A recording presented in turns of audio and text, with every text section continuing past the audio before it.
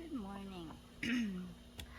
um, Ayoko sanang gawin tong video na to kasi nga um, gusto gusto kitang makausap ng personal para maipaliwanag ko sa'yo about sa mga nangyayari. Nung una, hindi ako naniniwala. Sabi ko, paranoid ka lang, ganun. Masyado ka lang OA, which is naintindihan ko kasi nga mga anak ngayon, 'di ba? Because kahit sino namang magulang, pag alam na pag may narinig na kung ano sa nangyayari sa mga anak nila, magwo-worry.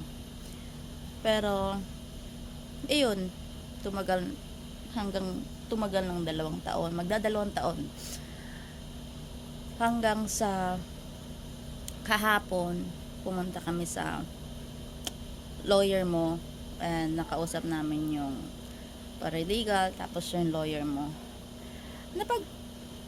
Napagtanto ko, totoo pala na may nangyayaring abuse at nagwo-worry lang kami kay Junior kasi nga dati pa siya nagsasabi na sinasaktan daw siya ang asawa mo.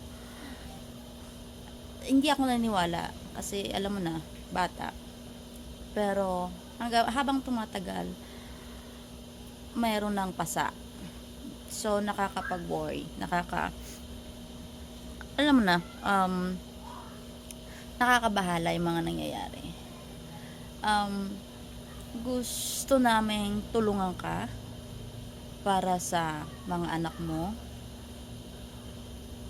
at the same time kailangan din naman ng tulong para mapaayos ang lagay ng mga anak niya. Alam mo na kung anong ibig kong sabihin. Pero ikaw, kung anong desisyon mo, kung anong mas makakabuti para sa pamilya mo, go. Hindi kita masisisi. Kasi nga syempre malayo tayo sa pamilya natin. Alam ko kailangan mong i-settle yung mga anak mo for the future. Ang akin lang, sana i-consider mo na magtulungan tayo.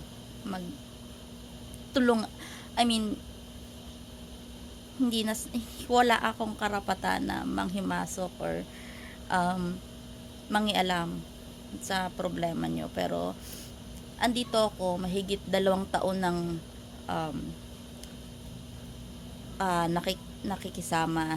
kasama si Don. Okay naman siya bilang father. Stricto, sino ba namang tatay ang hindi magiging stricto sa mga nangyayari at sa lugar na ginagalawan natin, 'di ba? Ibang-iba sa Pilipinas. Kaya naiintindihan ko kung gaano siya alam mo na, siraulo pagdating ka-protective sa mga anak niya. So intindihin na lang natin, at naiintindihan ko yung lugar mo. Mahirap nang walang kasama, walang kamag-anak na tumutulong sa'yo. Kumbaga, kailangan mong i-secure yung future ng mga anak mo, lalo na 3 yan. So ikaw, sana makausap kita ng personal para maipaliwanag ka sa'yo, kasi alam kong hindi titigil si Don para makuha yung anak niya, at sana maintindihan mo, kaya kami humihingi ng tulong sa'yo.